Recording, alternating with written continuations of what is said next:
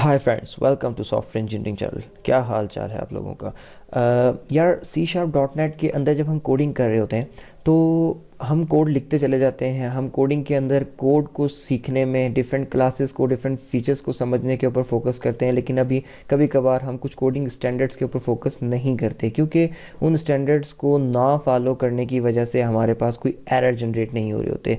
लेकिन जब आप इतनी मेहनत करके सी शार्प सीख रहे हो और इतने मुश्किल मुश्किल कंसेप्ट्स को आप ग्रास्प करने की कोशिश कर रहे हो, टाइम लगा रहे हो उनके ऊपर, उनकी प्रैक्टिस कर रहे हो, उनके लिए एग्जाम्पल कोड्स लिख रहे हो, तो ये कोडिंग स्टैंडर्ड्स को मेरे ख्याल में आप 5-10 मिनट या 15 मिनट के अंदर अंदर सीख सकते हो, जस्ट एक वीडियो को कंप्लीट देख के। तो आप क्यों नहीं सीखते? आपके इसको सीख लेने से फ़ायदा ये होता है, आपके कोड की रीडेबिलिटी इंक्रीज़ हो जाती है, आपके कोड में प्रोफेशनल लुक आ जाता है। आपका कोड कल जब मेंटेनेंस लेवल पे जाएगा तो जो मेंटेनेंस करने वाले लोग होंगे उनको उस कोड को पढ़ने में, समझने में कोई प्रॉब्लम नहीं होती और आपको अच्छे लफ्ज़ों में याद कर रहे होते हैं वो लोग। और फिर इसके अलावा आपके कोड के ऊपर कल अगर आपके साथ कोई और प्रोग्रामर भी काम कर रहा है तो वो आपकी कोड की हुई क्लासेस या आपके लिखे हुए मेथड्स वगैरह जब उसके पास जाते हैं तो वो उनको देख कर बहुत जल्दी अंडरस्टैंड कर लेता है। तो सारा कुछ हम इतनी मेहनत करके सीख रहे होते हैं, जिस चीज़ को सीखने के लिए 5-10 या 15 मिनट रिक्वायर्ड होते हैं, हम उस चीज़ पे फोकस नहीं करते, जिसके लिए प्रैक्टिस भी करने की ज़रूरत नहीं है। बस कुछ स्टैंडर्ड्स हैं जिनको माइंड में रखने की ज़रूरत है। तो मैंने सोचा कि इन स्टैंडर्ड्स को एक नोट्स की शक्ल में लिख कर तो आपके सामने जो है मैं आपको बता देता हूँ, ताकि आप भी आइंदा इन चीज़ों का ख्याल रखें, जिनको फॉलो करना मुश्किल नहीं है। बस करना इतना है कि आपने इस वीडियो को मुकम्मल देखना है, जो कि बहुत ज़्यादा लंबी नहीं होने वाली, और आपको ये सारी की सारी चीज़ें समझ आ जाएंगी। तो सी शार्प की जो कोडिंग स्टैंडर्ड है, अगर हम उसके अंदर नेमिंग कन्वेंशन की बात करें, क्योंकि सबसे ज़्यादा नेमिंग कन्वेंशन की ही बात की जा रही होती है कि नाम किस तरीके से रखने हैं, तो उसमें यह है कि सी शार्प आपको रिकमेंड करता है कि आप जब भी क्लास बना रहे हैं तो उस क्लास का जो नाम है वो आप पास्कल केस में लिखें। अच्छा, पास्कल केस क्या होता है?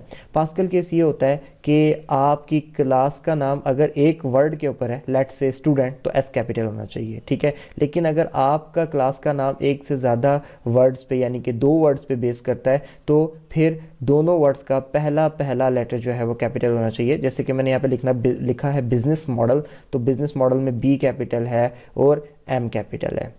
इसी तरीके से जब आप क्लास बनाकर उसमें जाते हैं तो आप क्लास में क्या रखते हैं? आप प्रॉपर्टीज़ रखते हैं, आप मेथड्स रखते हैं, तो उसमें भी आपने इसी तरीके से पास्कल केस को फॉलो करना है। जैसे कि मैंने यहाँ पे एक प्रॉपर्टी बनाई इज़ वैलिड, तो आई कैपिटल है, वी कैपिटल है, और मैंने एक मेथड बनाया कि माई पास्कल मेथड, तो एम कैपिटल है, पी कैपिटल है, और मेथड का दोबारा से एम कैपिटल है। तो आप जब भी इस तरीके से कोई पब्लिक, ख़ास तौर पे पब्लिक प्रॉपर्टी बना रहे हैं, पब्लिक मेथड बना रहे हैं, या फिर क्लास बना रहे हैं और उनके जो नाम हैं वो एक से ज़्यादा वर्ड्स के ऊपर हैं, तो हर वर्ड का पहला पहला कैरेक्टर कैपिटल कर लें।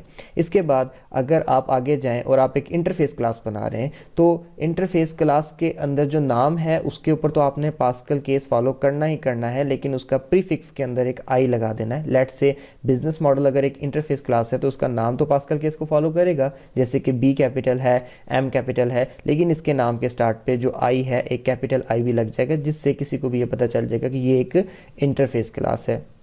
तो इस तरीके से आपने इस चीज़ का भी ख्याल रखना है। तो ये तो कुछ मामला पब्लिक एरिया को डील कर रहे थे, लेकिन जब आप प्राइवेट नेमिंग कन्वेंशन की तरफ आते हैं तो आपने क्या करना है कि आपने केमल केस यूज़ करना है। अच्छा, केमल केस क्या होता है? केमल केस ये होता है कि अगर आपका कोई वेरिएबल का नाम 2 वर्ड्स पे बेस कर रहा है, तो आप जो पहला वर्ड है उसको सारे को स्मॉल केस में लिखें, और जो दूसरा वर्ड है उसको, उसके पहले को आप कैपिटल कर दें, और अगर तीसरा वर्ड भी जुड़ रहा है तो उसके भी पहले लेटर को आप कैपिटल कर दें। जिस तरीके से मैंने यहाँ पे एग्जांपल में लिखा केमल केस, तो अगर आप इसको गौर करें तो कैमल पूरा का पूरा स्मॉल में लिखा हुआ है, लेकिन केस का सी कैपिटल कर दिया गया है। तो इस तरीके से जब आप प्राइवेट वेरिएबल्स लिखेंगे तो आपने उनको केमल केस में लिखना है, पॉइंट नंबर 1, और आपने उसके प्रीफिक्स में, यानी कि केमल केसिंग के अलावा जब वो कैपिटल आप उस वेरिएबल का नाम स्टार्ट कर रहे होंगे तो उसके स्टार्ट पे आपने अंडरस्कोर लगाना है। जैसे कि मैंने यहाँ पे एक वैल्यू 1 के नाम से एक प्रॉपर्टी, एक प्राइवेट स्ट्रिंग बनाया, तो उस प्राइवेट स्ट्रिंग के अंदर मैंने यहाँ पर क्या किया कि इसको स्टार्ट के अंदर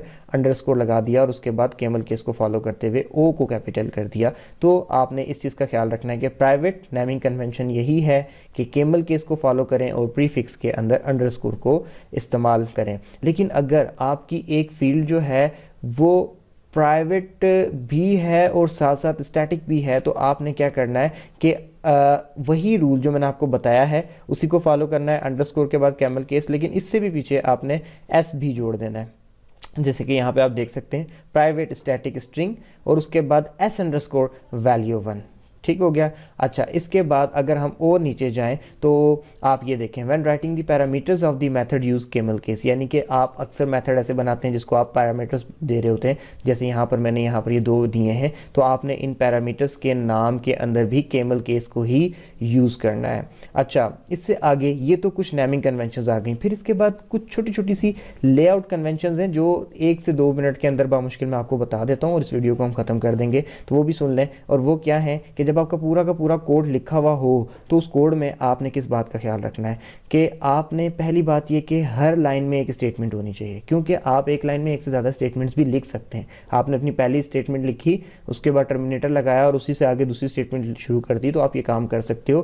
प्रोग्राम आपका एरर नहीं देगा, बट करना नहीं है। अगेन आपने कुछ कन्वेंशंस का ख्याल रखना है, उसमें यह है कि आपने एक स्टेटमेंट लिखी, टर्मिनेटर लगाया, उसके बाद आप नेक्स्ट स्टेटमेंट के लिए नेक्स्ट लाइन में आ जाएं।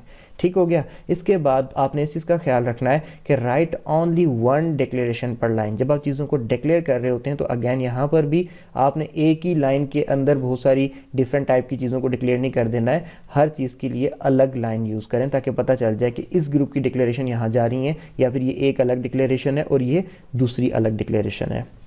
इसके बाद आप क्या करेंगे कि आप जब प्रॉपर्टीज़ बनाएंगे अपनी एक क्लास के अंदर लेट से, या फिर आप बहुत सारे मेथड्स बनाएंगे अपनी एक क्लास के अंदर, तो आपने क्या करना है कि वो जितनी भी प्रॉपर्टीज़ आपने बनाई हैं या वो जितने भी मेथड्स आपने बनाए हैं उन तमाम के दरमियान में एटलीस्ट एक लाइन का जो है वो डिफरेंस होना चाहिए। मीन्स ये कि एक प्रॉपर्टी लिखें, उसके बाद स्पेस दबाकर एक लाइन छोड़ के फिर अगली प्रॉपर्टी लिखें। और मेथड्स में भी एक मेथड जब आपने पूरा का पूरा डिफाइन कर लिया तो फिर एक लाइन छोड़ के तो अगला मेथड शुरू करें, उसी की क्लोजिंग ब्रैकेट के साथ जोड़ के अगला मेथड ना यूज़ करें। इसी तरीके से use parenthesis to make clause in an expression. For example आप इस चीज़ को val1 underscore val1 greater than val2 and val1 greater than val3 इस तरीके से लिख सकते थे, लेकिन एरर कोई ना आता, लेकिन ये कि रीडेबिलिटी कम हो जाती। तो आपने क्या किया कि यहाँ पर पहले एक्सप्रेशन को सेपरेटली दिखाने के लिए एक अलग से अलग पैरेंथेसिस में बंद किया, दूसरे एक्सप्रेशन को सेपरेटली दिखाने के लिए अलग पैरेंथेसिस में बंद किया और उन दोनों के बीच में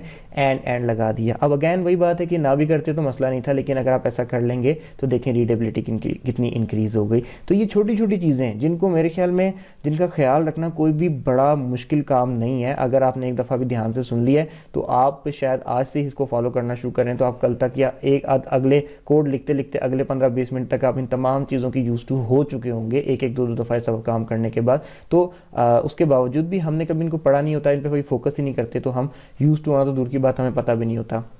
तो कोशिश ये करें कि अब आइंदा जब भी आप कोड लिखें तो आप इन चीज़ों का ख्याल रखते हुए कोड लिखें, ताकि जब आपका कोड आप ओपन सोर्स भी करें, गिटहब पे भी शेयर करें या पब्लिक में लेकर आएँ तो पब्लिक को भी ये आपके रूल्स पता हों, स्टैंडर्ड्स, और आपको भी पता हो, तो एक स्टैंडर्ड्स वाइज कम से कम लोगों को एक दूसरे के साथ कोड समझने में कन्फ्यूजन ना हो। तो ये छोटी सी वीडियो थी जो कि C# के कोडिंग स्टैंडर्ड्स को बताने के लिए थी। आई होप सो कि आपको समझ आ गए होंगे। वीडियो अगर अच्छी लगी हो तो लाइक करके प्लीज़ चैनल को सब्सक्राइब करके हमें सपोर्ट प्रोवाइड करें, जिसकी हमें बहुत ज़्यादा ज़रूरत है। दोबारा मिलेंगे किसी नेक्स्ट वीडियो में, तब तक के लिए अल्लाह हाफिज़।